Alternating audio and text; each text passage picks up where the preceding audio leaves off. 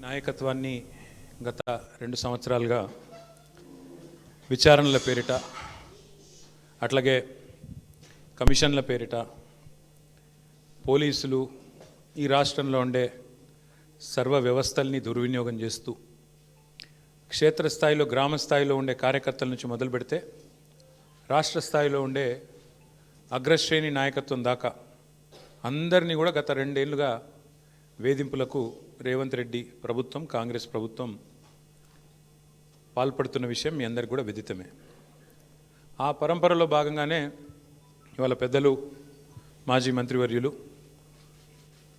శ్రీ హరీష్ రావు గారిని ఈరోజు ఫోన్ ట్యాపింగ్లో ఏదో విచారణ పేరిట వారు నిన్న రాత్రి అక్కడ సిద్దిపేటలో ఉంటే అర్జెంటుగా ఆగమేఘాల మీద మీరు పొద్దున్నే రావాలా అని చెప్పి రాత్రి 9 గంటలకు నోటీస్ ఇచ్చి పొద్దున్న 11 గంటలకి హరీష్ రావు గారిని రమ్మని ఆదేశిస్తే ఈ దేశంలో ఉండే చట్టాలు న్యాయ వ్యవస్థ రాజ్యాంగం వీటి మీద గౌరవం ఉన్న ఒక పౌరుడిగా ఒక నిబద్ధత కలిగిన నాయకుడిగా రాత్రికి రాత్రి వాళ్ళ పొద్దున నిజానికి ఆయన కార్యక్రమాలు ఉన్నాయి సిద్దిపేటలో అవన్నీ రద్దు చేసుకొని ఈరోజు రాత్రికి రాత్రి హుటాహుటిన బయలుదేరి వచ్చి దాదాపు రాత్రి 12 గంటలకు హైదరాబాద్ చేరుకొని వాళ్ళ పొద్దున ఉదయమే మళ్ళీ తిరిగి విచారణకు హాజరైనారు. కానీ ఈ విచారణ చూస్తూ ఉంటే ఈ గవర్నమెంటు ముఖ్యంగా కాంగ్రెస్ పార్టీ యొక్క వైఖరి చూస్తుంటే గతంలో చెప్తారు తాను చెడ్డ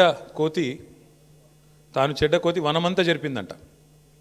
అట్లాగా రేవంత్ రెడ్డి గారు ఆయన గతంలో దరిద్రపు కొట్టు పనులు చేసిండు కాబట్టి దొంగ పనులు చేసి దొరికిపోయిండు కాబట్టి డబ్బు సంచులతో దొరికిన దొంగ కాబట్టి అందరూ కూడా అదే బుద్ధులు ఉంటాయి అనుకునే ఒక పద్ధతుల్లో ఆయన వ్యవహారం కనబడతా ఉంది. ఆయన కంటిన కంటాలని చెప్పి ఆయన పాపం తాపత్రయపడుతున్నాడు, తహతహలాడుతూ ఉన్నాడు. ఒకటి రేవంత్ రెడ్డి గారికి చెప్తా ఉన్నా, ఇలా జరుగుతున్నది మీకు కూడా చెప్తా ఉన్నా, సిట్టు విచారణ కాదు, ఇది చిట్టి విచారణ.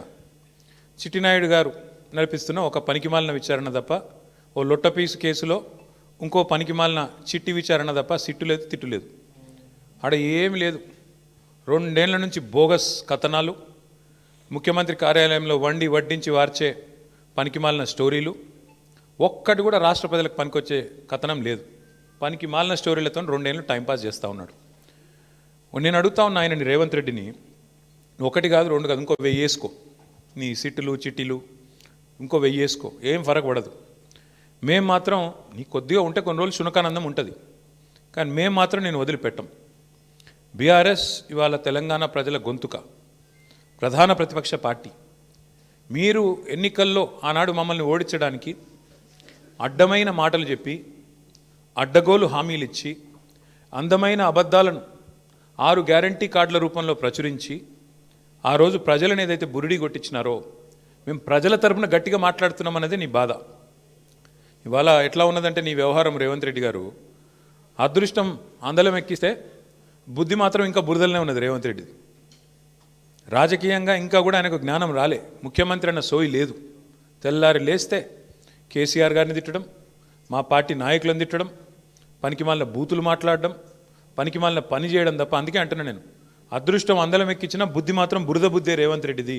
అందుకే ఈ దిక్కుమాలిన పనులు చేస్తూ ఉన్నాడు. 2 సంవత్సరాల నుంచి సాగదీస్తున్నాడు ఫోన్ ట్యాపింగు. నేను ఇవాళ అడుగుతా ఉన్నా రేవంత్ రెడ్డిని, ఎందుకు ఒక్క అధికారి కానీ ఒక్క మంత్రి కానీ లేదా స్వయంగా హోంమంత్రి ముఖ్యమంత్రిగా ఉన్న ఈ రాష్ట్రంలో ఒక్క అఫీషియల్ ప్రెస్ మీట్ ఎందుకు ఉండదండి ఫోన్ ట్యాపింగ్ మీద? ఒక్కరు బయటకు వచ్చి ఎందుకు మాట్లాడరు? ఎన్ని రోజులు లీక్ల మీద బతుకుతావు? జరిగింది తప్పు అంటున్నావు, ఏం తప్పు జరిగింది చెప్పు. ఇంకెన్ని రోజులు లీక్ల మీద బతుకుతావు? ఎన్ని రోజులు లీకులు ఇచ్చుకుంటా ఫలానా వల్లదైంది, ఇదైంది, అల్లమైంది, బెల్లమైంది, పనికిమాలిన లీకులు తప్ప ఒక్క అధికారిక ప్రెస్ మీట్ ఈరోజు వరకు ఉందా? సిట్టు కానీ ఇంకోటి కానీ లేదా మంత్రులు కానీ ముఖ్యమంత్రి కానీ ఒక్క మాట అధికారికంగా చెప్పిన పాపన పోయినరా? ఏంది ఫోన్ ట్యాపింగ్? ఎవరి ఫోన్ ట్యాపింగ్? ఎక్కడ ఫోన్ ట్యాపింగ్? ఏం జరిగింది?